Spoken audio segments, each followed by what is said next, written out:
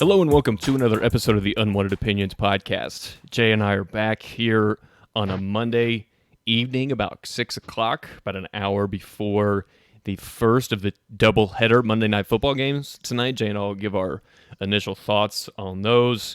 We had our first full weekend of NFL football finally, so it's week one. You can't overreact to a lot of stuff, so Jay and I are just going to briefly go through almost every game. Some of them didn't mean shit, some of them were terrible, but we'll give our thoughts on some of the bigger ones and the bigger storylines from week one. We're also going to talk about the Game 7 tomorrow between the Nuggets and the Clippers. Also the Game 1 Eastern Conference Finals, Heat Celtics. And then we'll also, last time we talked to you guys, the Lakers were up 2-1 on the Rockets. They since closed the Rockets out in 5 games, so now the Rockets are searching for a bunch of answers this offseason, and the Lakers are going to have a week off before they get either Denver or the other LA team. So that's a huge advantage for them. But first, Jay, how are you tonight, man?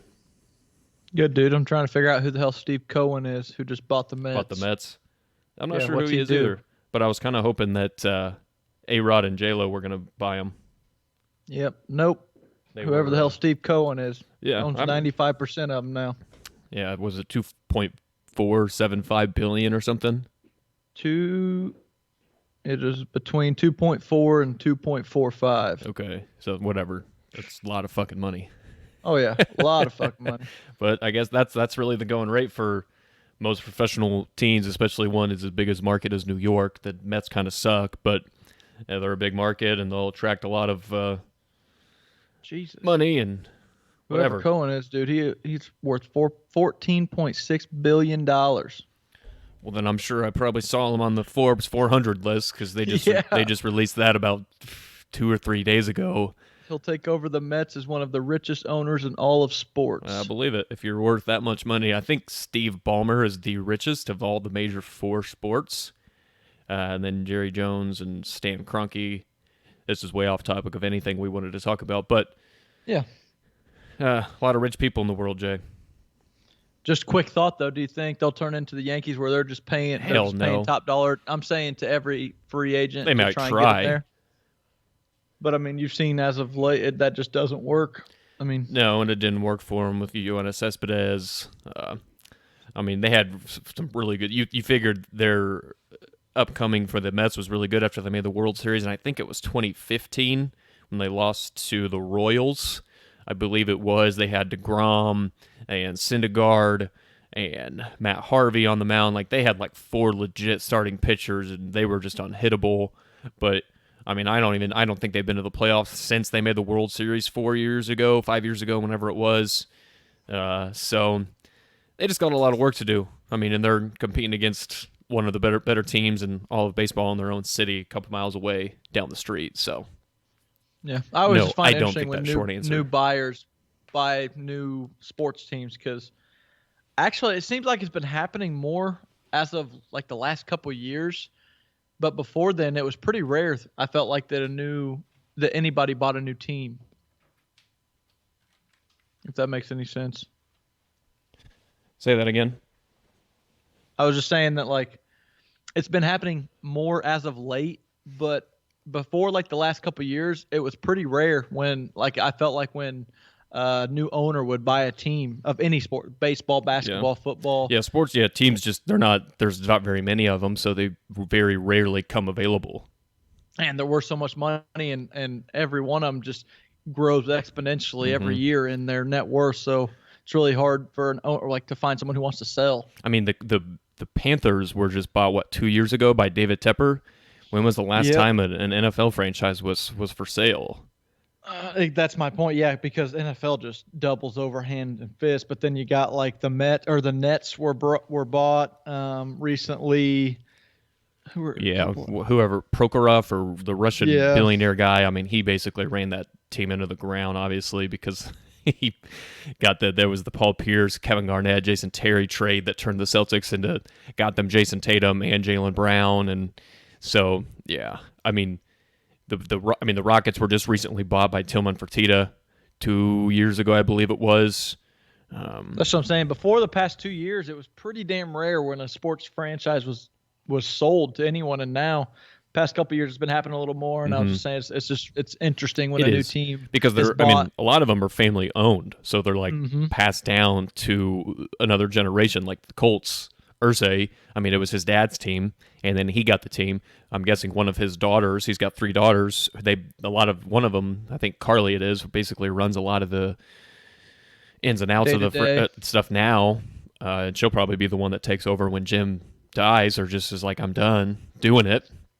So the Rooneys with the Steelers. We went down a rabbit hole there, but we did go down I saw the alert come up like pretty much right before we got on, saying that they were sold. So I brought it up. I mean, sports related. True. I mean, it was, there you go. There's an interesting little rabbit hole nugget that we gave you guys. But all right, Jay, let's start, I guess. Let's just start with the Lakers and Rockets, because that series just got finished. I think it was Friday night. The Lakers, I mean, kind of blew the door off of the Rockets, and especially in the second half of Game 5, the Rockets just looked terrible. I mean, you could see there was like no effort really from a lot of them defensively. There was a spurt in the second quarter where I think they got it to within 6, and then after that, it was just basically game over. You could see no energy, no effort.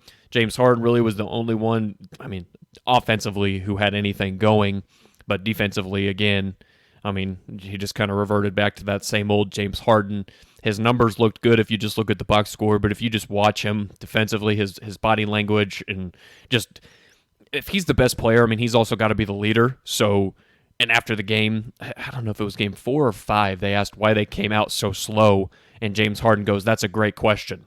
If you're all he said. If you're the leader of the team, that needs to come from you. I mean, you're not seeing a LeBron-led team lethargic out there, and after the game, he just says, I don't know. We got to somewhere. We got to find energy. I mean, you should be able to lead your team. He's one of the better players in all of basketball. I mean, I don't like watching him play. That's not taking away the fact that he's great, but that's just terrible. That's inexcusable for the Rockets, and I just don't know where they go from here. We kind of outlined that last week, even when they were only down 2-1 in the series, where it was very winnable for them still.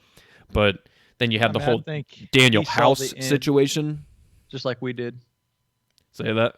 I think he saw the end kind of like we did after the third game, where it was everybody knew what was going to happen. The Lakers were going to close out the next 2 and win the series just like they did the Blazers, and because what the Rockets were doing just wasn't working.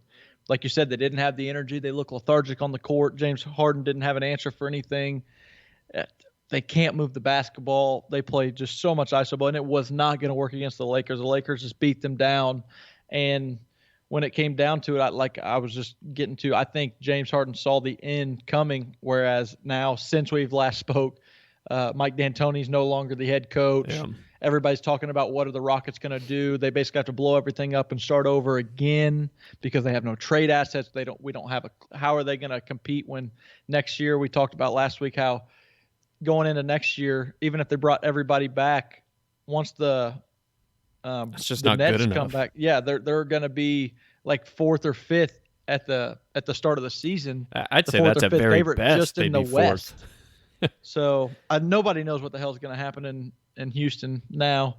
We couldn't figure out a game plan for them last week. I still don't have a game plan. All I know is the Lakers look still like the best team in the NBA. And I mean, you don't get on Twitter that much, Jay, but I don't get on Twitter at all. I just send you stuff that other people send me. Okay, and so I get on. I like roam Twitter a lot, and I mean, a lot of the Rockets fans were blaming the fact that Daniel House wasn't there. I mean, they were acting like Daniel House was like Kevin Durant or something. He was that big of an X factor. I mean, he's a good player, but he's your 6th best player on your team. You aren't losing a series because you're missing your 6th best player. And I'm not giving them any sort of, because the Lakers are missing a starter. The Lakers came without Avery Bradley, haven't had him the entire playoffs or the seeding games. I mean, they're without a starter. Daniel House is your 6th man. Come on now. And I mean, I think everybody knows what happened, so I'm not going to go into the whole situation with him. But I mean, that's not the reason why they lost. I mean, no. You think Daniel House is going to take them 7 games? Absolutely not. No, he was not an X factor in this series. Was he a key loss? I mean, maybe from the Rockets standpoint, he was a key piece of what they do, But with or without him, they were not beating the Lakers. No, and that's basically my point is that he's not there. That's not the reason why they lost. But if you watched any of Twitter or looked at it, you would think that's what Rockets fans were blaming the entire loss on, was either the refereeing or, and I think it was in Game 4, I think the Rockets shot 39 free throws and still lost the game, and the Lakers has only shot like 17. I mean, the Lakers were just a better team. I was talking, you were here yesterday at my house while we were watching the Colts game together, and we were talking a little bit about the Rockets.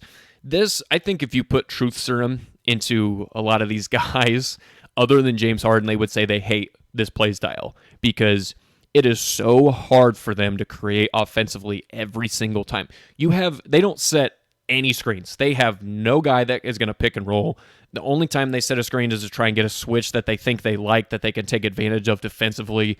They have no movement. I want you to go back and talk about offense. What you kind of talked to me yesterday about, where I said, or where you were talking about when we found out that D'Antoni's not going to return, you basically went into kind of what you're getting at now, but how the entire team has changed since he got there. And this isn't even the play style that D'Antoni wanted to play. No. They got rid of everybody and everything that he wanted when he first got there. Can you go into that a little bit? Because I thought that made complete sense. Because what made Mike D'Antoni successful in Phoenix was the pick and roll with Steve Nash and Amari Stoudemire. I mean, that was what made them so successful, because they had a guy who could dive to the rim and then make plays happen with James Harden. And that was something that the Rockets did when D'Antoni first got there. Harden led the league in assists, I think D'Antoni's first season in Houston. They don't have that aspect to their offense at all. And I believe that's a big part of the reason why Mike D'Antoni was like, fuck this, I'm out. You guys wanted me here, and you're not going to run my style of offense because you're trading away he had no choice but to play these five guys, because it was probably James Harden that went to Daryl Morey and said, we just got to get Capella out of here, because I don't even like running screen and roll. Because the main reason why they got rid of it was because they in the playoffs, every time they brought Capella up to come up there instead of screen, they would double Harden. So they figured, okay, they're not going to double as much if we don't have a guy to pick and roll. But that just is a clash of styles between your best player and your head coach, and that just does not work. Yeah, I mean, Mike D'Antoni realized clearly James Harden has way more control of what happens on this team than I do. Which the players always do. Yeah. So, I don't know. I thought that was an interesting take you said yesterday, so I kind of wanted to bring that up on today's podcast. But that's pretty much the gist of the Rockets. No idea what they're going to do from here. Absolutely. And the Lakers still look like the best team. Yeah. The Lakers, and I don't know if this is being talked about enough, they abandoned the whole JaVale McGee and Dwight Howard in this series. Now, depending on who they get in the conference finals, whether it's Denver or the Clippers, I believe they'll probably play their bigs, especially if they get Denver with Jokic, because they'll kind of have to match size with Howard and McGee, just because of the defensive assignments. But they unlocked something offensively with Markieff Morris in the starting lineup, because you saw how much space they had to maneuver offensively. So in down the stretch, that's what they usually run. They don't play JaVale and Dwight much in like their closing lineups. But I think you might see a little bit more of that Lakers offense without JaVale or Dwight Howard, because of how much space there is to operate for LeBron and AD. And this is something, I know I'm not the only one who's been harping at it for a very long time, but it was something I said after that first game of the Portland series. And now the Lakers were just so much better than Portland that they got by with playing McGee and Howard. But going forward, depending on their matchups, Frank Vogel really needs to look into not playing them as much as he has. Well, I think he's done a good job of making adjustments, because against Portland, I know you were you did say from the beginning, don't play McGee and Howard, run kind of the small ball lineup with Anthony, and it's not even technically small ball because Anthony Davis is still fucking big and for a LeBron's center. 6'9". But you didn't want them playing them as much. But my counter argument to that was, okay, that's fine, but Portland does have Whiteside and that's Nurkic. True. So they do have the size, so it's not as big of a deal when you play them. It gives you size down low to be able to grab the rebounds, grab defensive, play down low defensively and whatnot. But against this past round against Houston, you did see after game one, there was a big mismatch when the bigs were in the game, and it just was not working in LA's favor.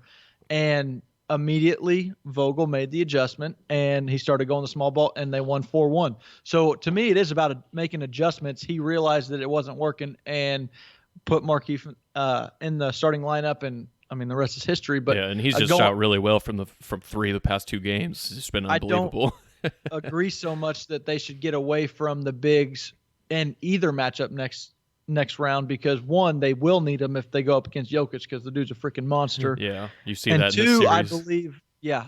I believe they could use them against the Clippers as well, because the Clippers don't face near as much of a threat playing small ball and knocking down all their shots from threes like the Rockets do. The Lakers could still play big down low, and Zubats is really the only guy you got to worry about trying to stop your big. I mean, I believe McGee and Howard could have an impact on the Clippers series. Maybe not play them a lot of minutes, but definitely still have them in the rotation, not have them sitting on the sideline the entire series. And if they do get Denver, if that's who it is, we're going to talk about that series here in just a minute. If they do get them in the regular season matchups, I mean, Dwight Howard honestly gave Jokic the business a few times in their regular season matchups against the Nuggets. I mean, Dwight Howard just was like, get out of the way. I'm taking the ball away from you, and he was just really good against them. So, and that's a great point you made up, because no other team in the league plays like Houston does. I mean, no other team in the league is built to play that way. Besides maybe Golden State when they get everybody healthy, but True. They were a non-factor this year. Exactly. That's next year to talk about, and exactly. But my point, Howard and playing your bigs against someone like Denver.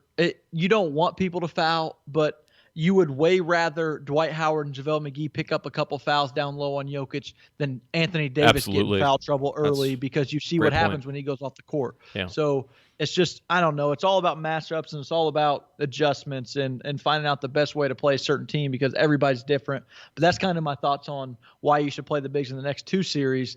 The Rockets are just a damn outlier that you have to be able to adjust for them, but everybody else you should be in the clear. Very true. And like I mentioned right before we started talking about anything, the Lakers get a full week off, which and that's big. That is huge. I mean, you'll see, and LeBron talked about it a couple weeks ago. I think it was after the Portland series, right before they faced Houston. Somebody asked him about rest during playoff time, and he was like, look, a few extra days at this stage of my career really benefits me, because he said before, because his minutes have always been a topic of conversation for his entire career, basically. I mean, he played just above 34 minutes in this Houston series, which is huge. That's honestly a big thing, because the non-LeBron minutes in the regular season were awful for the Lakers, but this playoffs, they've actually been very manageable, where the Lakers have stayed about even keel with him off the court. But he's like, look, a few extra days here. He's like, that 5-month layoff wasn't good. And he's like, you saw that in the seeding games. I wasn't myself. He was like, it took a little bit longer than expected to get my legs under me. But he was like, now that we're playing every other day, 5 days, 6 days rest is much better. Oh, yeah. And it makes a lot of sense. So if you want to carry that over to the Clipper series, at the very beginning of the series, we said Denver looked kind of gassed because they were coming off of that big series against Utah. And they've completely come back. And if they come back, which I still believe the Clippers are going to win the series, and actually, honestly, fingers crossed, I would like them to win the series just to see that Battle of LA matchup in the Western Conference Finals. But the energy is a big factor. So Lakers having a 5-day, whatever it is, rest, where whoever comes out of the West with Denver and the Clippers, they're going right back into another game. Yeah. And they only get 2 days off. They get Wednesday, because they play Tuesday. They get Wednesday, Thursday, and then they go back to work on Friday. I think it's almost a guarantee the Lakers are going to win game one, whoever they play. Well, I wouldn't say a guarantee, because they've dropped game one of both their first series against Portland and Houston. I guess that's true. And the world got set on fire, basically, because the Lakers lose one game, the series is over. Write LeBron off, whatever, and then they go back to win. They're 8-2 in the playoffs. They've lost their first game and then have won 4 straight. They figure it out on the fly a little bit, but you were talking about matchups, about the Lakers and going into the next round, about their bigs. That's what the Clippers and the Nuggets have really struggled, or I would say the Clippers have really struggled with adjustments in this series, because in games 5 and 6, after the Clippers went up 3-1, I was like, I'm not even going to watch game 5. I was like, Nuggets look done. They look toast. They blew game 2 or game 3, I believe it was, to let them go up, and that was probably their shot. I was like, okay, whatever.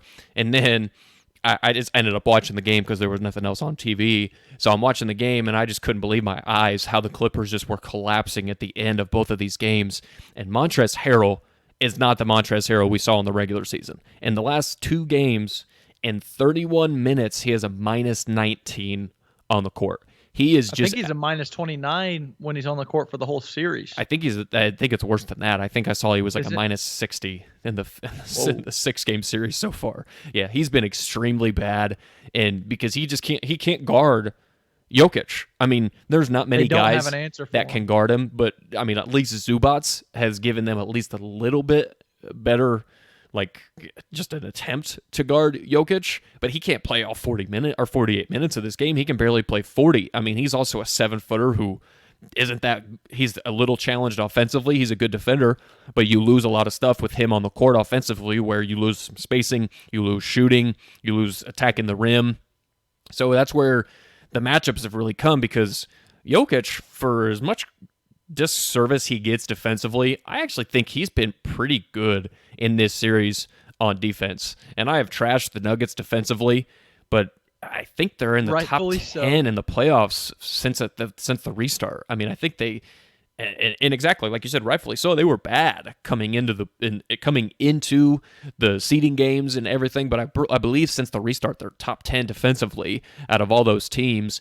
But I mean, they just I don't know what I said this last week. I didn't know what it was going to take for people to finally realize that maybe this Clippers team isn't as good as everyone was harping over the beginning of the season, where if they lost, it didn't matter because they're not taking it seriously. Just wait till the playoffs. Well, we're in the playoffs, and I still haven't seen a dominant Clippers team, because Patrick Beverley this team is just so fucking overrated, Jay. I just don't get it. I don't understand. And it's a lot to do with revisionist history, because Kawhi Leonard just won finals MVP, albeit against a Golden State Warriors team that was without Kevin Durant.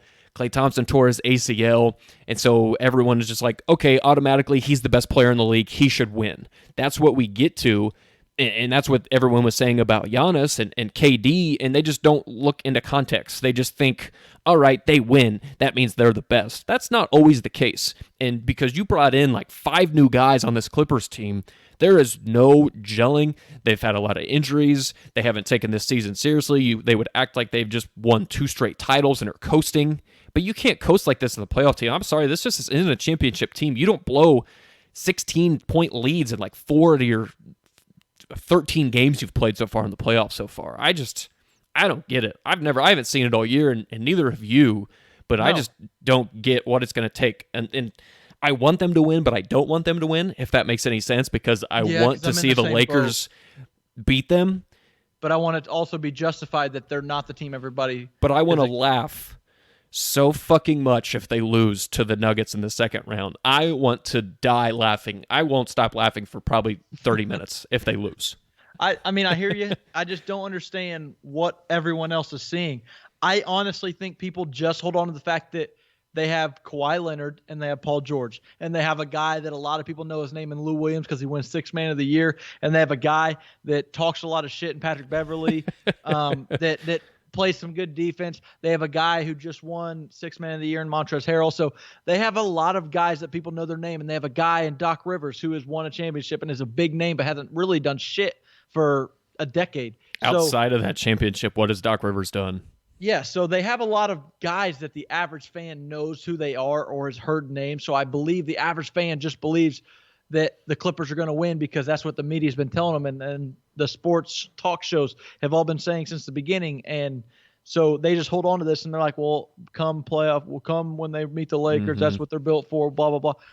If you watch the games, I don't know what you're seeing when you I don't either. What stats or what proof you have that backs up your theory that the Clippers can beat the Lakers in the finals or even get past the Nuggets right now, because if you just watch the games, they they're built to where everyone says they're this great defensive team. And that they're so deep. I think their depth has always been overrated because Reggie Jackson, when they signed him, it was like they signed prime Allen Iverson. I mean, same thing when they got Morris. When they traded for Marcus Morris, they acted like they were getting like a fucking Kevin Durant type player. Like, who didn't you say is leaving the bubble? He's supposedly his wife is pregnant and he's going to leave, which honestly is a big loss for the Clippers because he's one of their starters and he is one of their 5 best players probably. But I mean, that's not saying much because I think he's a good player, but he was drastically overrated when the Clippers signed him. And this is something, again, that is also just really pisses me off. It's because Kawhi Leonard, his playmaking has been, I trash Kawhi a lot on this podcast, but I actually really do like him because he goes out, he does his work, he doesn't talk, he's not the reason why I dislike this Clippers team. You just hate what the media portrays him as. Yes, absolutely.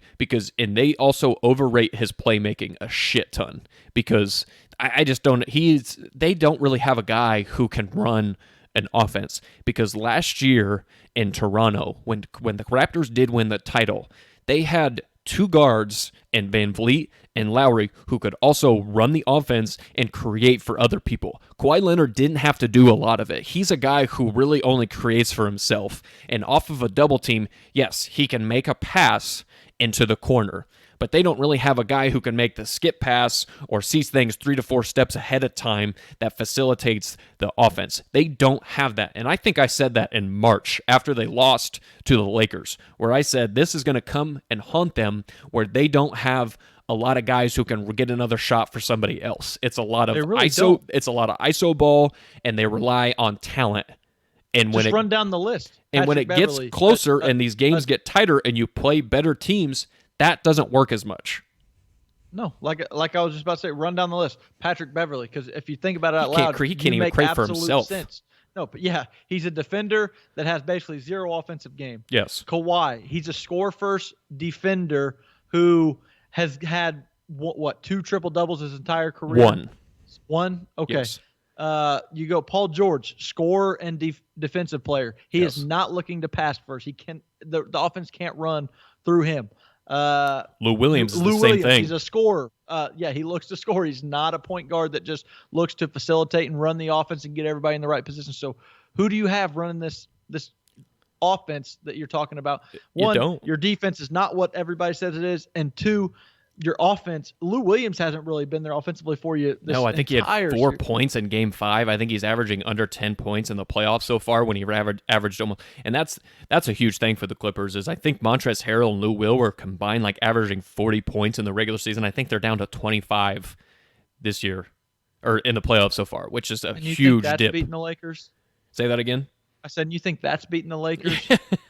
I never have all season. I know. Neither of us have. And and I think a lot of it is just there's some people in the media who LeBron has just done a lot of bad things to because every year they pick a team to win against him. And I said this last week. If you don't have 4 Hall of Famers on your team, good luck fucking beating them because the Lakers, the Warriors had to go get Kevin Durant to beat this man.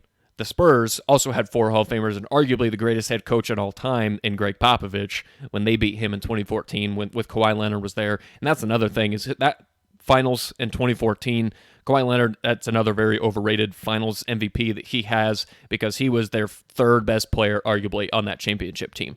But that's neither here nor there. It's just this Clippers team, man, it's just they need to worry about beating the fucking Nuggets first. Exactly. And that's what I think they've done is they just think they can fast forward to play the Lakers or to play for the title. But did you know that Doc Rivers is the only coach in NBA history who's blown 2 3-1 leads, and it's possible that he could blow a 3rd in his coaching career? That would be this morning. Catastrophic for his legacy. I also heard that he's like 13-23 or 13-20 something in closeout games in the playoffs. That's terrible. And that was kind of my point earlier when I was saying that like everybody knows who Doc Rivers is, but what has he done in the last decade and what? And like I said, outside of that 2008 championship run where he had again 3 Garnett, Hall of Famers Paul on Pierce, his team, Ray Allen, maybe and 4 Rondo. with Rondo, but that was prime Rondo. Perkins, Big Baby Davis. Yeah. I mean, they had a fucking They were stacked. squad. They were loaded. Yeah. So, I mean, it's just, I don't know. If you had a gun to my head, I would probably say that the Clippers come out and win this game. But I'm telling you, man, if the game is close at the end, the Nuggets just look like the more confident team. The Nuggets look like the team where they're like, hey, man, we've got nothing to lose. Paul George, after the game, said that we're still in the driver's seat. It's not panic mode. I mean, you shot 9 for 21 in the last game. You only had about 30 points because you went to the line 11. You went to the free throw line 11 times because for some reason the refs were buying into your flailing and bullshit. Patrick Beverley fouls out and only has 2 points in Game 6. So there's one of your better players. It's just, I don't know. I'm really looking forward to this game because Game 7, anything can happen, man. Yeah, this was worst case scenario for the Clippers. Because, absolutely. Yeah, first of all, you've given a whole new breadth of energy to Denver. All week, their coach is talking them up like, look, it's your series to lose now. You have them on the ropes. You have nothing to lose. Everybody's picked the Clippers. Just go out there and play your style basketball and bring home this win. Whereas the Clippers, it's a completely different attitude or aura in the locker room, whereas they're like, we got to go out and win. Everyone expects us to win.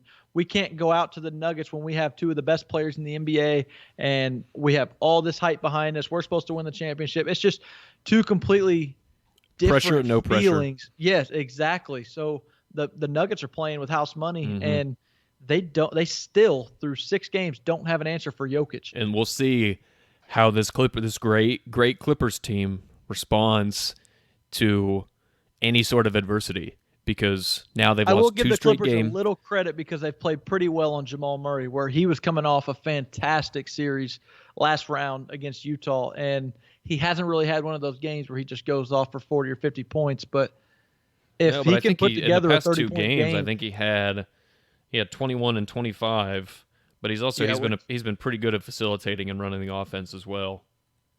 If Murray can go off for 30 to go with Jokic, they're going to win this game. If Murray and Jokic each score 30, the Nuggets win by 7. There you go. I'm calling it right there. Do you want to touch on the just our thoughts on the Miami Celtics? Yeah, let's series? just preview it a little bit. I've just got a few things that I want to. I'm going to take the Celtics in 7. There's some things that I want to see continue from Miami and also Boston. When will Gordon Hayward play? I think that's a huge thing to watch in this series. When is he going to play? When is he back from the ankle? His wife is also expecting their 4th child, so he probably is going to leave the bubble fairly soon as well. So I don't know about his availability. And then Dragic. Is Dragic going to continue? I think so far in the playoffs he's averaging 21 points and 5 assists. We'll see if he can continue that because his shooting dipped off in the last 3 games of that Milwaukee series.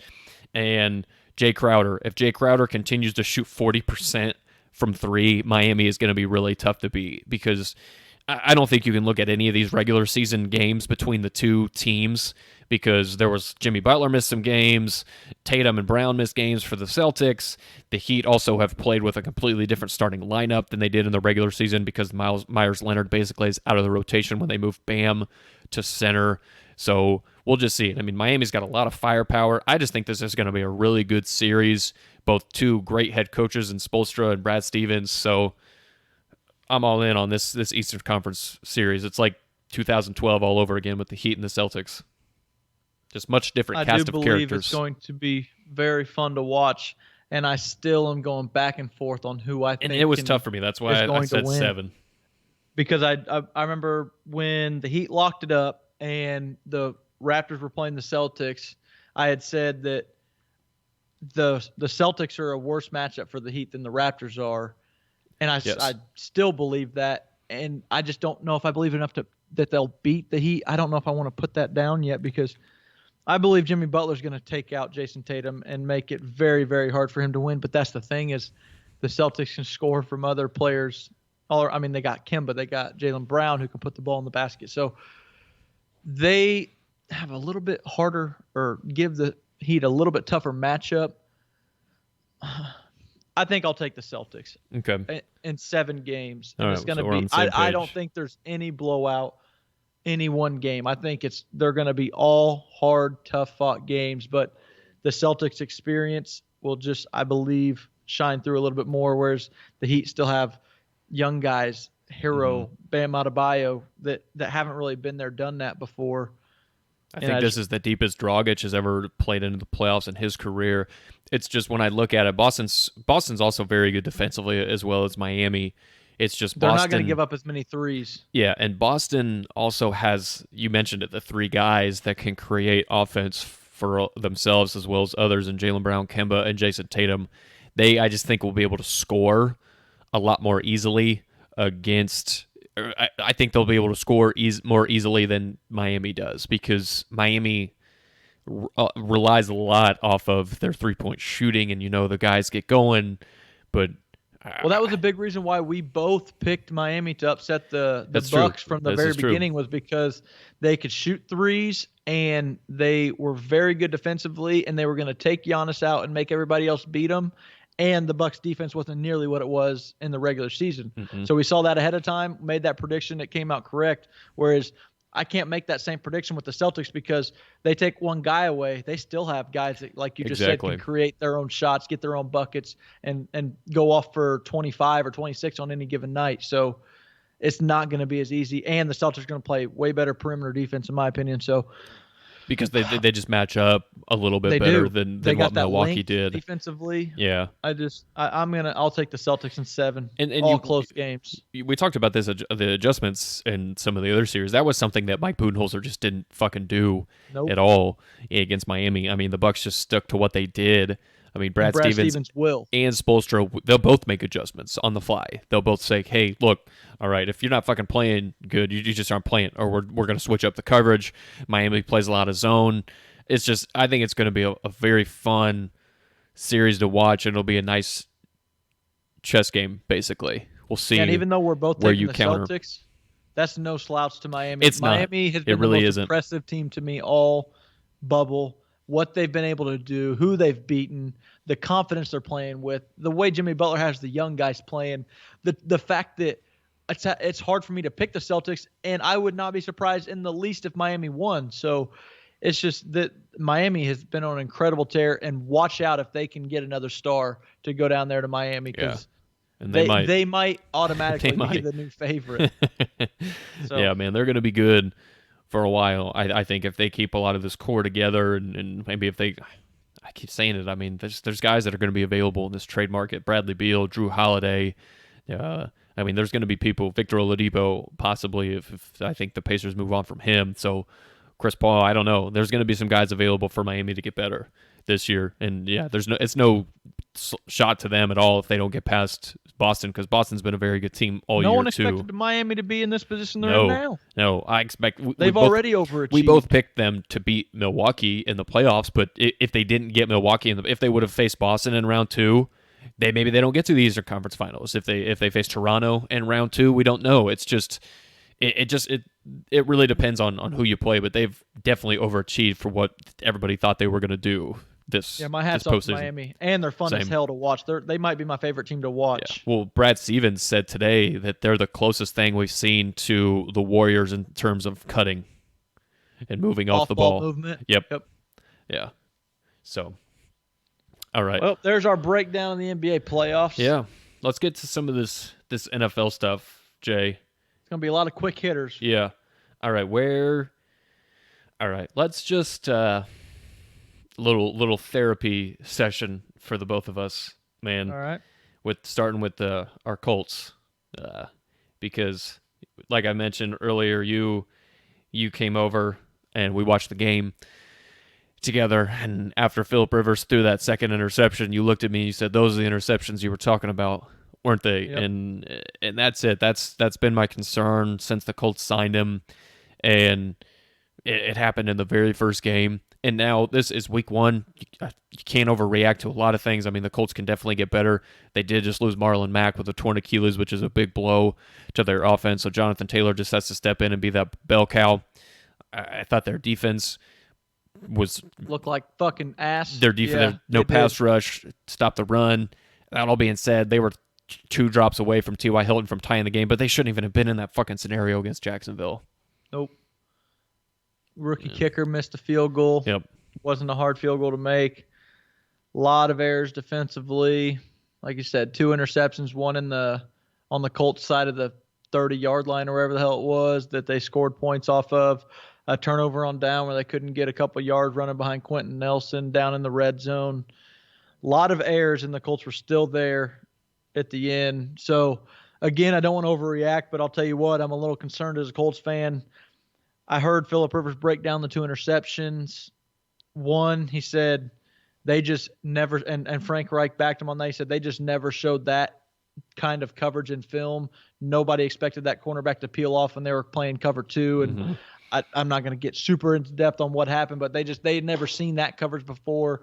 This is a new coaching staff offensively where they got Jay Gruden calling plays. So offensively, they look kind of, well, it could have been a combination of the Colts defense just looking atrocious and Jacksonville actually playing with some heart and play. I mean, they got a running back coming out of the backfield, undrafted guy no one's ever heard of who looks pretty damn good. Trying to make a name for himself. Gardner Minshew incompletes 1 pass the entire game. He looked like fucking prime Drew Brees, man. He had all the time in the world. So I just expect... Not going to overreact. Jacksonville looked better than I thought. Colts looked worse than I thought. Rivers 1,000% needs to clean up those interceptions. But you got to remember he had no offseason with the Colts and this new team. So they were strutting out there with this is his first time playing with the guys. Yeah, I know. That's I mean, I could the way Jacksonville played this week, I could see them being the Dolphins of last year, where everyone expected them to be the worst team coming in. Every player plays hard. They've got a locker room that plays together because they've kind of shipped out all the guys that were outspoken against the coach, against the team, against the way the shit was ran, whether it be Leonard Fournette, Jalen Ramsey, Yannick. Just they've gotten rid of the guys that were outspoken. And it seems like they got guys that all like each other and want to play together. So when you have that, it kind of spells success, but they don't have the talent that a lot of other teams have. No. So whereas kind of as Miami last year, everyone expects you to be the worst team in the league. You come out, you win 3, 4, 5 games, and you're still one of the worst teams in the league, but you make it hard on every team you play.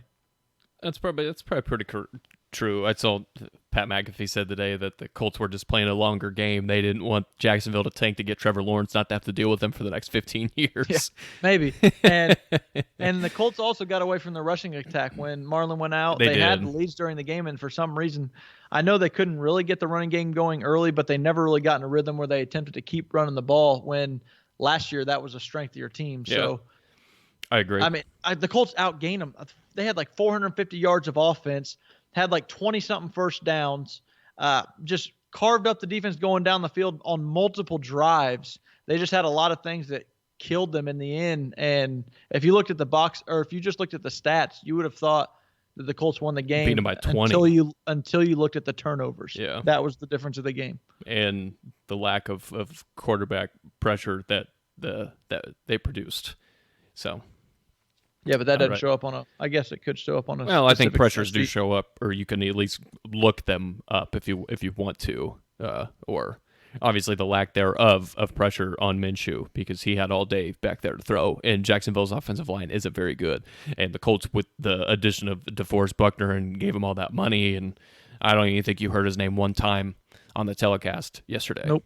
So they got a lot to clean up. They got some shit to clean up, and like we talked about right before the week started, I said, I think these teams that have been together for a long time, especially with having the same quarterback, having the no offseason or preseason game, it really benefits them more than a team with a new quarterback. And I think you saw that a lot in week 1, where the teams that have been together for a long time were the team that came out on top.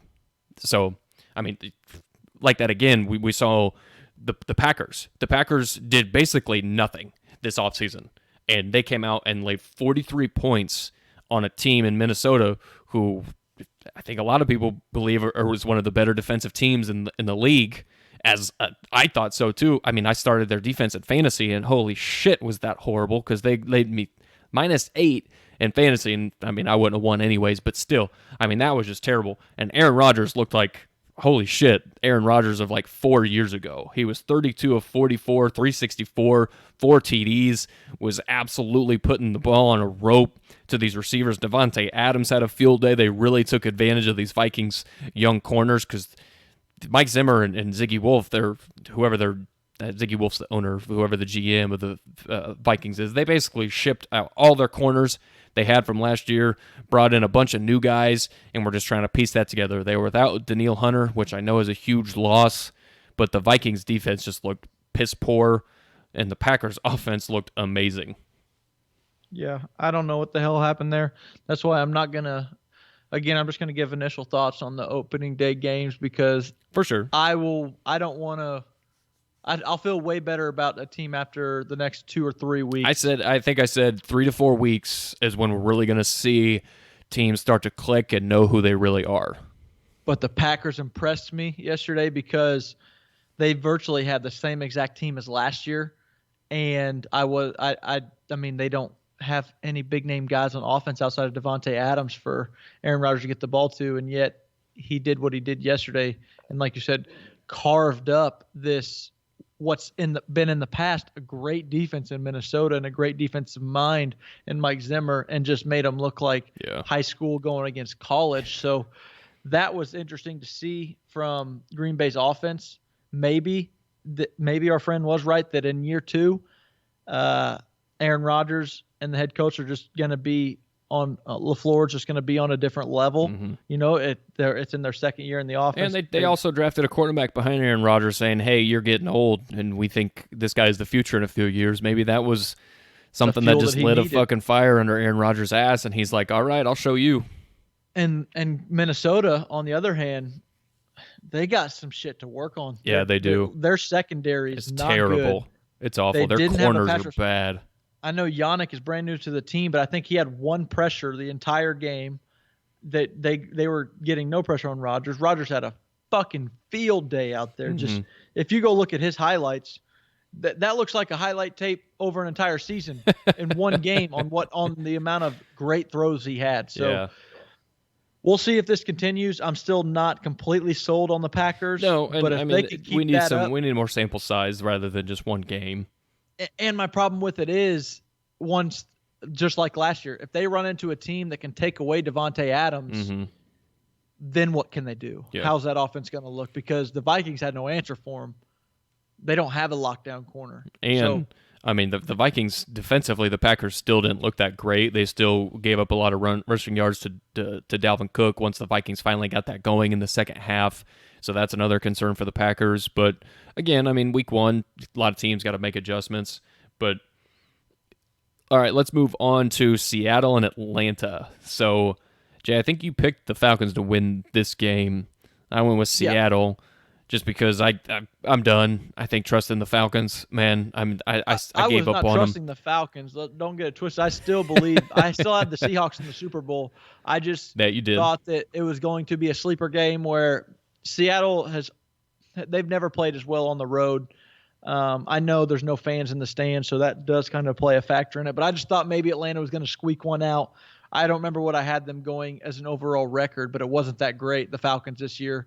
I just thought this was going to be one of those games that maybe Atlanta stole from the Seahawks early in the season, but it just didn't happen that way. Russell Wilson is just Russell Wilson. There's no other way to say it. 31 of 35 for 322 and 4 TDs. And just some of the throws that he made, oh my God, man. I mean, they were just incredible, like putting the ball. I mean, he always is just extremely accurate, especially throwing the ball down the field. I mean, in today's game, he's one of the better deep ball throwers in all of the NFL. But this is just neither of us are Seattle fans, but we both are fans of Russell Wilson. Just let him go. Let the offense run through your best player. You're paying this guy $35 million a year. He's arguably the first or second best quarterback in the league, no matter what you think about him or Mahomes, but it's definitely those two guys which you prefer. But just let him run your offense because he's going to take you places that, frankly, the Seattle team's really never been. Well, that was me and yours gripe ever since that Cowboys game in the playoffs a couple of years ago where it was run, have Russell bail us out. Run, on have 3rd Russell and 9. Bail us out. So we've been harping on that for so long, and I had heard rumblings before the season that Schottenheimer was going to let Wilson open up the offense and come out throwing. Let Russ cook. But until I saw it, I couldn't believe it. So look what happens when you come out and let – I'm going to be honest with you.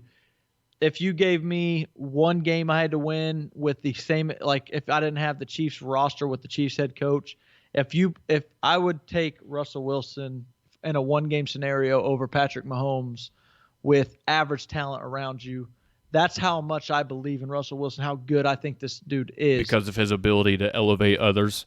Yes, and his brain and his IQ and his legs and always seeming to make the right – I mean, he's Drew Brees with legs. And a stronger arm. Yeah. I mean, what else do you want? But he's anyways, Drew Brees 2.0. yeah, exactly. The size is comparable in the IQ, but it's just he's got a better arm and better legs. So that's how highly I think of this dude. And finally, you see what happens when you let him loose and throwing the ball on first and second down. This is why I picked the Seahawks to go to the Super Bowl this year. And Jamal Adams, I think, had 12 tackles and 2 sack, and it just was all over the field for him defensively. I know that the Seahawks gave up 450 passing yards to Matt Ryan, but a lot of that came when they were already up 38-18, I believe it was, and then the Falcons kind of just had some garbage time touchdowns and yards at the end of the game because. I mean, yards don't always tell the whole story. I mean, it's points allowed. Obviously, that's what wins you ball games. So exactly, and the Seahawks didn't. No one felt like the Seahawks were going to lose that game No, I mean they were in control the entire game. Yep. All right, Jay, the reigning MVP had himself a day, and Lamar Jackson, 20 of 25, 273, 3 TDs, 7 carries, 45 yards on the ground, and the Ravens just absolutely mollywopped the Browns. I mean, the Browns, after basically overhauling their entire front office, coaching staff, offensive line, looked like the Browns that we've known for the past basically 2 decades, I think, since really forever, honestly, since they've been in Cleveland. They've just been terrible. I mean, I think everyone expects them. They've got so many big names on their team, and Baker and Jarvis and Chubb and Landry and Myles Garrett. And, I mean... Initial thoughts, they look like fucking shit. Yeah, my initial thought was, one, God, I hope I don't immediately regret after 1 week saying that the new head coach is the best hire they've had in a decade. I hope that doesn't make me look like a complete idiot. So I'm going to hold out hope that a few weeks from now they'll get it rolling, they'll get it together, and still finish around 9-7, and it was a good hire. Maybe next year be even better. Second initial thought, maybe I was a little low on the Ravens. I expected them to take a step back this year with the Steelers coming back into the fold, people having more tape on Lamar Jackson. He couldn't keep that up. Again, we'll see what happens the rest of the year. But after one game, Ravens look like the second best, first best, top 2 team in the NFL again. Yeah. And it looks like they're going to be unstoppable going forward. And I just think I don't want to say this yet, but if this continues to happen to the Browns offense and Baker Mayfield, I think there's going to be a lot of questions about Baker that maybe he's just not that good. And maybe I think it's already justified to ask those questions, and I was a Baker fan. I became a Baker believer. I was not a fan from him out of college, but after that first year where I thought he looked damn good, and it might have just been right place, right time, just who their opponents were, because there's at times where he looks good, but then there's just other times where I just really scratch my head. I'm like, why would you even make that throw? Like, what are you doing? Like, the interception he threw to Marlon Humphrey was just an absolutely awful throw, and I don't know. I think that question, you just have to really, really see after the first couple weeks of the season, because if they don't all you heard over the offseason was that he got into better shape. Mm-hmm. He was taking the game a lot more serious. He was focusing more on his film study and really trying to become the best quarterback he could be. And then you come out with, like you said, Jarvis, Odell, Njoku, Kareem Hunt, Nick Chubb, all these guys. They paid Austin Hooper a ton of money in free agency from Atlanta. Put up 6 points. Yeah. So, and I think Njoku just went on the IR. Not that that's a massive loss because they have a lot of pass catchers, but still, he was the guy that scored their only touchdown in week 1. So it's odd. Yeah. But yeah, Ravens look really good, and Browns got a lot of questions. Speaking of Oklahoma quarterbacks, man, did you see the show Kyler Murray and DeAndre Hopkins put on against the number one defense in the league last year in San Francisco? Yep. Holy shit. Initial thoughts on that. We both predicted San Francisco. I think we both did. I know I did predicted San Francisco take a step back this year. I thought they would take a step back. I still think they're going to be a good team. We both liked the Cardinals. You were higher on them than me from the jump. That was kind of justified right there. Kyler looks fantastic. DeAndre Hopkins on the Cardinals. I mean, he's got to be laughing at himself like, hey, Houston, this is exactly what I could have been for you. Yes, it's what he was for him, no matter who was at quarterback for the Texans for 7 years in Houston. And immediately he becomes Kyler's number one option and just a safety blanket. What do you have, 14 catches? 14 for 151. It was a career high for him. Yeah, game one with a brand new quarterback in a brand new system. Yeah. So that was fun to watch. The Cardinals' offense is just going to be – it's going to be really explosive. And it's going to be fun to watch because Kyler – I mean, he could be a dark horse MVP candidate. Kyler was torching him on the ground. I mean, what's supposed to be the best defense in the league in San Francisco? I mean, I always think that year after you lose the Super Bowl is not friendly to the team. It's just, I mean, just go look at track records from everybody. It's not kind to the Super Bowl loser, whether it's not making the playoffs or losing early in the playoffs.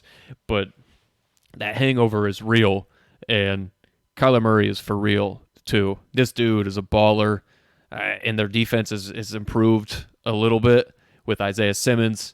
Chandler Jones is still there. They paid Budda Baker a ton of money. So, Patrick Peterson. Yeah. They're just going to be a very exciting team. And on the other side of the ball, Jimmy Garoppolo did not have a good game. His past two outings, you've seen him on national television, have not been the greatest. In the Super Bowl, and then in this game against Arizona, because, I mean, he takes dumb sacks. He holds onto the ball too long sometimes, and then other times, I just don't know where he's throwing the ball to. I really don't. Yeah, again, don't overreact because San Francisco. I mean, they're too talented to be bad. Year. They just are. They have way too much talent. But I think the bigger takeaway is watch out for the Cardinals. Yes, agreed. I think they're here to play this year. Yeah. To trade away DeAndre Hopkins, holy shit. For David Johnson. Bill O'Brien, man, come on, dude. And actually, David Johnson played pretty okay. He did, but still. But, yeah, look at what you just gave up. Yeah. All right, Jay. I want to hear. We were talking a lot about this yesterday. I want you to go all in on Mr. Brady and the Buccaneers. Okay. Where to begin? Yeah. So just lay it all out there. I don't want us to pat ourselves on the back just yet because, again, it is week one. Shit could change. But I'll tell you what, we look pretty fucking spot on after 1 week with the Tampa Bay Buccaneers and Mr. Tom Brady. So we said all along, everybody is raving about these Buccaneers, and you're just overthinking it. There's no way they can be bad. They have the GOAT, Tom Brady. They have Rob Gronkowski, Cameron Brate, O.J. Howard, Mike Evans, Chris Godwin. They got a running back in Ronald Jones who hasn't done dick in the NFL yet, but he's going to be amazing this year. They go out and get a number 4 overall pick in Leonard Fournette to also run behind Tom Brady. They get him a first-round right tackle in Tristan Wirfs. Guys, they have Todd Bowles running the defense. They have monsters in the front seven. There is zero chance this Buccaneers team can be bad. And all of that being said, we said all along, the offensive line is not good. They have no running game. I don't give a shit how many weapons you put around them. Tom Brady is just not that good. He was held up and carried by a system in New England, Belichick always having his special teams and defense play lights out every single week. So for 20 years in New England, Tom Brady could always rely that his offensive line was going to be good. His defense was going to play lights out no matter who they were playing, and their special teams would never make mistakes. And that helped him so much through 20 years in New England. And we said when he gets to Tampa Bay, he's not going to have that. He wanted to go somewhere where he was going to have fun and he was going to be able to do his thing. And the whole knock last year was he just didn't have anybody to throw to. He just had no receivers. If he had receivers, they'd have won the Super Bowl. He goes to Tampa Bay where he has all the fucking receiving options in the world, And we kept harping, it's not going to happen. It's just not going to work. He's going to get pressured a lot. He's going to get sacked. His defense isn't going to be what he had in New England. I mean, no New England special teams would have muffed a punt or a kick like they did yesterday. You could probably go back 20 years and you won't be able to find one time where that happened in New England. It just does not happen. They had a lot of penalties in Tampa Bay yesterday. That doesn't happen in New England as well. Tampa Bay was the most penalized team in all of football last year. So he has all these things that he's not used to having in New England happening to him, where he has to be the guy, which, again, people don't realize he wasn't the guy in New England, but whatever, we'll just harp. He has to be the guy that carries a team in Tampa Bay, whereas he was the game manager in New England. And we just said from the beginning, it's just not going to work. And I know I'm going on a tangent here, but that's exactly what happened yesterday. He got pressure because his offensive line wasn't bad. His run game wasn't working. He was making all sorts of overthrows. He missed on Mike Evans right over the middle on an interception that was completely his fault. The head coach even confirmed that after the game. He threw a late out route yesterday where it looked like he didn't have the arm strength to get it there. He threw it behind him. It was inaccurate, and it was late, and it was picked for a pick six. Did you know that the last 3 games Tom Brady has played in, he's had a pick six in all of them? They came late, and they were all crucial, and they were all losses. Last 3 starts Tom Brady's had. So all this going against them. The defense didn't play up to par. I mean, they did hold Drew Brees to less than 200 yards passing, I think. But all in all, this is a system that looks like it's going to continue to happen. I don't see how the Buccaneers are going to be good, and I'm just glad that we were out front to jump on this one, and I hope I don't get proved wrong week 2, 3, 4, then all the way through week 17. And like you said, everything you said, we talked about, and I harp on and second every single one of those where, I mean, in what are considered deep passes, Tom Brady was 2 for 6 with an interception. So, I mean, that's basically his career in a nutshell outside of having Randy Moss, who's arguably one of the 3 greatest receivers of all time. So that's just basically his career is under 5 yards throwing the ball. And did you see Rob Gronkowski running? The dude looked like he had concrete in his shoes, how slow this motherfucker was. I just don't understand. We had mentioned that too. No, yeah. I don't understand how this team, every time they sign somebody, it was like they were getting the greatest player at that position. Leonard Fournette couldn't make it in Jacksonville.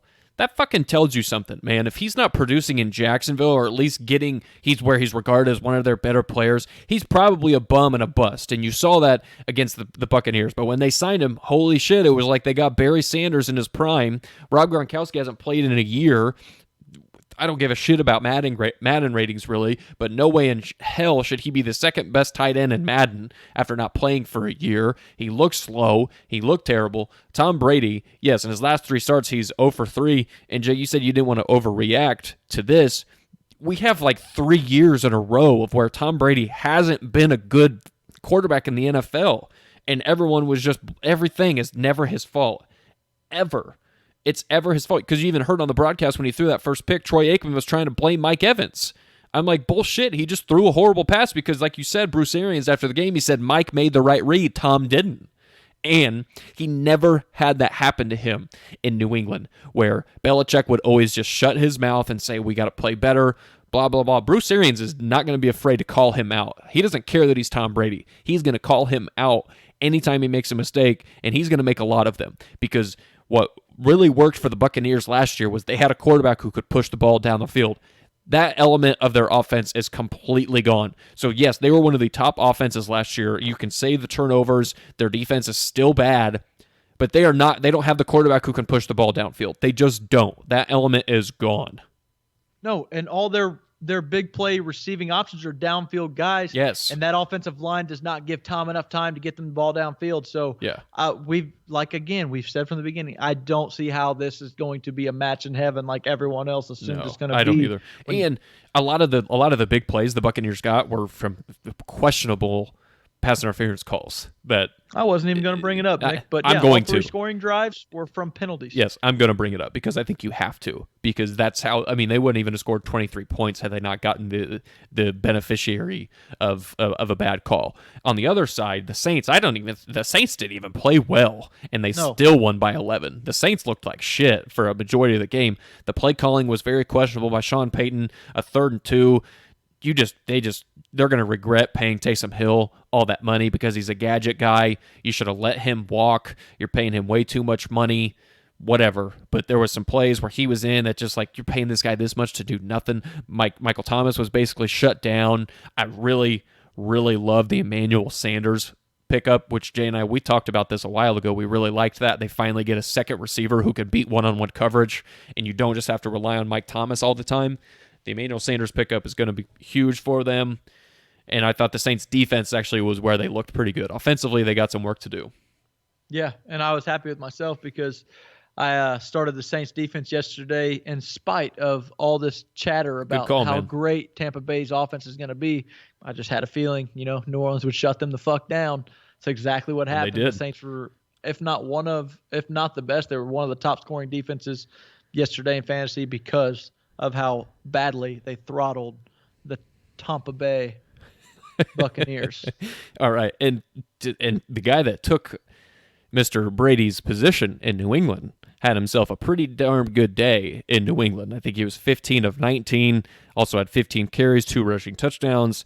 They go on, do their business, beat the bad Dolphins, who were claimed to be really a much improved team. Their defense was going to be much better. New England went out, did their business, beat a division opponent, which they had done for years because that division, again, was the worst in football for damn near 2 decades, and it just didn't have to do with Tom Brady. They were just a bad division, have been. Cam looked pretty damn good. And in their last 21 games, without Tom Brady at quarterback, the New England Patriots are 15-6. Now, you tell me another team in the last 20 years without their starter has that good of a record. You can't find it because it doesn't exist. No, you're 1,000% right. I'm trying to do the math real quick on what winning percent. Oh, so they win almost 72% of their games without Tom Brady. There you go. I think that basically speaks for itself. That sounds like a goat to me. Yeah, that. But I mean, either way, the Patriots again. The minute we got the alert that Cam Newton was going to the Patriots, we texted each other talking about, they're probably going to the Super Bowl. I mean, it wouldn't shock me that Josh McDaniels gets another player that he can just – I mean, they've never had a Cam Newton for that offense. No. And, again, this is going to go to the brilliance of Bill Belichick. They're going to switch up the entire way they play to go around their quarterback and show you that no matter who he has, he's the smartest guy in the building, and they're going to figure out a way to win with him. Mm-hmm. Even when this division right now is probably better than it's been in a long time. Well, maybe. The Bills looked good, but the Dolphins looked like shit, and the Jets were fucking atrocious yesterday. But the Bills looked good. Well, there you go. When's the last time they had one good team in the division? That's true. Really good That's team. very true. So I forget what I had the Patriots going as well with Cam. Well, I think they're probably going to win. We did the over/under before Cam got there, and I think you said 10-6, and I said 9-7. But with Cam there and he's healthy, they're an 11-5 team. They are. Yep. So I just ask the fellow listeners this: if the Patriots make a deep playoff run, make it to the Super Bowl, make it to the AFC Championship game, whatever they decide to do going late into that season, and the Buccaneers miss the playoffs and look bad, can we at least start acknowledging the fact that fucking maybe it was Belichick? That is a pure indictment on Tom Brady's legacy. I don't care his age. I hear it now. It's only going to be, well, I mean, he's 43. I know it is. That excuse is already laid out for everybody to blame his age. It is. It's already written in the sand. It's a built-in excuse. Yes, absolutely. But not going to let it slide, Jay. Nope. Not on here. We won't. No. All right. Initial thoughts. Patriots look pretty fucking good for a quarterback to spend there for, a month? Yeah. Never played in that offense. Yep. New England's never had a quarterback like him. So, yeah, they look pretty good. Ryan Fitzpatrick, I don't know what the hell he was doing, but the Patriots lose all these guys in opt-outs, arguably their second-best player on defense. So their defense is supposed to take a step back, and again, Belichick has them in position looking like the best defense in the NFL. Yeah, or at least one of the best. Yeah. It's wild. I agree. All right. Yeah, I mean, well, I don't know when we'll see Tua, but I think Brian Flores said that Fitzpatrick is starting week 2, but I think we'll see Tua fairly soon. because, again, the Dolphins I just don't think are very good. They're just not a very talented team. I know they improved this offseason, and I like some of their moves, but they're just still not a good team. They got a lot to work on and improve in, and they're building for the future, and they just got to hit on their picks. So, Rams-Cowboys, Jay. Give me your initial thoughts on the Rams-Cowboys game. I thought it was going to be pretty exciting after the first drive, and then it was boring as fuck. That's my initial thoughts. It was a pretty boring game. This elite Cowboys offense is supposed to have 3 1,000-yard receivers and just going to dominate teams because they're front seven defensively and Dak Prescott and all this shit. They look very average. They can't move the ball that well. I think Zeke actually had a fairly good game. He was the bright spot on offense for them. Zeke Elliott was. Their middle linebacker, Leighton Vander Esch, goes out and might be. Yeah, that sucks. I think I saw IR. 6 to 8 weeks at least for him on a collarbone issue. Smith looked pretty good. The defensive end that hasn't played in years. He looks better than their $100 million defensive end. Cowboys got some issues, and it starts with Dak. We've been preaching on it from day one that he's right around the middle of Pat quarterback, and he has to have everything around him going well. And he has all the offensive firepower in the world and still couldn't beat the Rams, who outside of the first 2 drives did not look great. No, I think the thing that carried the Cowboys for a very long time was the strength of their offensive line. It's just not there anymore. No, it's not. I mean, they only have Zach Martin and Tyron Smith basically left from that wall that they built because Travis Frederick retired. Lael Collins is on the IR. And Connor Williams just – did you see – if you have not seen it, Jay, go find that video. Aaron Donald throws 3 Cowboys offensive line on their fucking ass and gets in Dak Prescott's face. It was like in the third or the fourth quarter.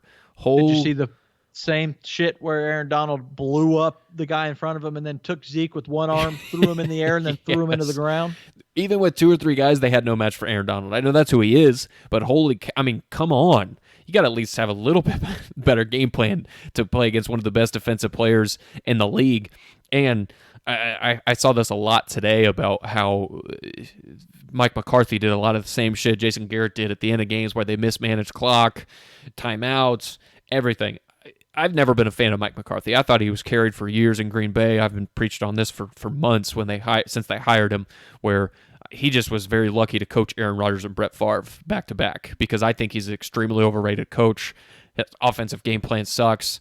I just don't. He doesn't call the offense. Kellen Moore still does, but yeah. And the Cowboys' offense just did not look as explosive as they were hyped up to be this offseason with the players that they have. So. And the Rams, credit to the Rams, because like you said, outside of those first couple of drives, they didn't look impressive, but they looked a little bit more impressive than I thought they would be. I still don't think they're a very good team because they've got a lot of holes. They have a lot of money spent on like 4 positions. So we'll see what the Rams do going forward, but I just still don't think either of these teams are that great. Yeah, shout out to an unsung hero, Robert Woods. I think he goes under the radar in a lot of people's minds, and all he does is constantly produce when given the ball. He does every week, every year in his career. I mean, he was in Buffalo with Matt Barkley and still put up decent numbers. So I like Robert Woods. All right, Jay, are there any other games that we need to talk about, really? I mean, the Lions fucking suck. The one I do blew that. Want to say I want to give a lot of credit to the Washington football team for what they did after being down 17-0, came back and scored 27 unanswered points against the Eagles.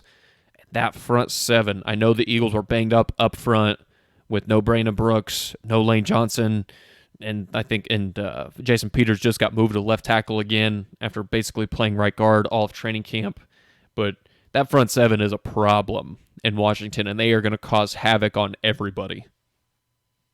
Yeah. Chase Young already has arrived. Week 2. I mean, I told you that from the jump that he's going to come into the league and just he's going to carry over. He's going to be exactly what the Bosa's were. They were dominant at Ohio State, and you just saw their game translates to the NFL, and they had all the physical talent and the hand speed and everything else, and it was just going to translate. And on top of that, he went to a team where you already got guys that you can't double, so you're going to have to single up Chase Young on some plays, and he's going to make shit happen. Carson Wentz holds the ball way too long. I don't know what's going on with the Eagles right now, but they got some shit they need to work out. If I'm an Eagles fan, I'm a little bit worried because their offensive line, like you said, they're missing some guys. 2 more games like that, Carson Wentz ain't finishing the season. No. I mean, he's already a guy that you always have to worry about. Every time he gets hit, you just kind of cringe because you wonder if he's going to get back up. And you saw a few times he got up gimpy, and you just got to protect him much more. You just have to. I mean, you got to be better. He's got to be better. He said that after the game. He holds onto the ball sometimes too long. And sometimes that's coaching. That's play calling. That's also him saying, "Hey, look, I got to let it fly a little bit more because they got me some more weapons." Dallas Goedert and Zach Ertz are healthy right now. Jalen Reagor was there. Deshaun Jackson's back. Alshon Jeffrey was out, but that's enough, really. I know Miles Sanders was out too, so they looked a little bit different. But Jalen Hurts, their second-round draft pick, was a healthy scratch. Yeah, it was just a pretty shameful performance from the Eagles. Because I'll bet you he suits up. Because I think the Eagles were definitely one of the better teams. They're expected to be one of the better teams coming into this year, and they didn't look like that from week 1. They just really didn't. And yeah, I mean, the Lions are the Lions, man. I mean, they had that game in the bag. Trubisky, how do you allow 17 points in the fourth quarter to a Mitch Trubisky-led team? Well, dude, after halftime, you would have thought they would have benched Mitch Trubisky just because his first half performance was so trash and got them down 17 to the Lions. They're down 17 in the fourth quarter and allow the Bears to come back still being led by Trubisky. Yeah, they just pissed the game away with the perfect pass to DeAndre Swift at the end of the game. Hits him in the hands for a game-winning touchdown. And he just drops it, and that is the Lions in a nutshell. Yep, it is. And, they lose. They blow so many late games. I think they lost 7 games last year in the fourth quarter. That just seems to be what the Lions do. I mean, at the end of the game, they were up. I think they were still up 10. Stafford throws a pick off of a batted ball. Then I think the Bears score a play later. So it just too sloppy. I mean, you just can't be that sloppy, especially in a game where you had basically won and then just give up. So you want to do quick thoughts on tonight's two? Maybe not even quick thoughts. Just pick the winners of tonight's games. Yeah, I'll go Steelers and Broncos at home.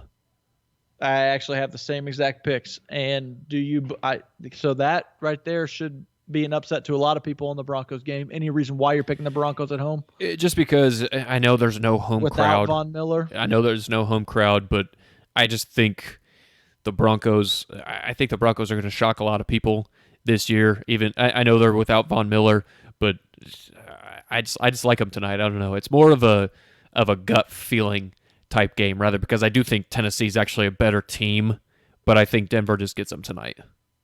I agree with everything you just said, and also I think the biggest factor you left out, I always pick the Broncos in home openers because no one can prepare for going to Mile High. That's another thing. Even though they don't have fans, you're right. It's still the altitude is very that fucks with a lot of people. Yes, it's a huge disadvantage to the away teams. You're right. And I didn't think about I'm taking the Steelers just because they're. I don't care better. If Big Ben's at 65%. Their defense can win them games if they've got a serviceable quarterback. You saw that last year, and Big Ben is much more than a serviceable quarterback. And the Giants still suck. Yeah, they stink. And their defense sucks. Everything I've read is Big Ben is the healthiest he's been in a long time. That's what he in says. The best shape he's been in a long time, and out to prove some people wrong. So all those combined, I think the Steelers win big tonight. I agree. I like that too, Jay. Yeah, so there you go. There's basically week 1 in a nutshell. Our thoughts, like you said, you can't overreact to a lot of stuff, but we'll see going forward. I'll say it again. I think 3 to 4 weeks you're going to really see who the good teams are and who the bad teams are. I think that's what it's going to take this year to finally see that. Yep. All right, you want to get out of Yeah, let's get out of here on that. As always, subscribe to the Unwanted Opinions podcast wherever you find us, Google Play, iTunes, Apple Podcasts, all that shit. We're on YouTube. Subscribe to our YouTube channel. Also, you can follow us on Twitter, Facebook, Instagram, Unwanted Opinions with Dick and Jay. Email us, unwantedopinionspodcast@gmail.com. Questions, comments, whatever. We're here for you guys. All right. Until next time. Until next time.